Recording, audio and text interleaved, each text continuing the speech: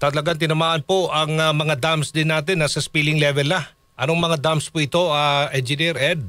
Actually po yung sinasabi spilling level, ito po yung mga diversion dam lamang po natin.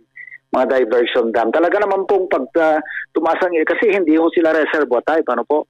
Pero gusto ko lang liwanagin na yung ating mga reservoir type dams, yung malalaking dam natin, kagaya po ng Pantabangan, ano po, malayo pa pong mapuno yan, ano, Pantabangan, Magat, okay pa naman po, hindi pa siya spilling level.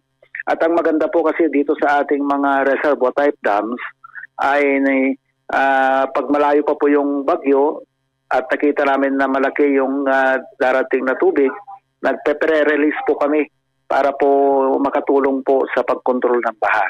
So ulitin ko po, ang spilling level lamang po ay itong mga diversion dams po natin.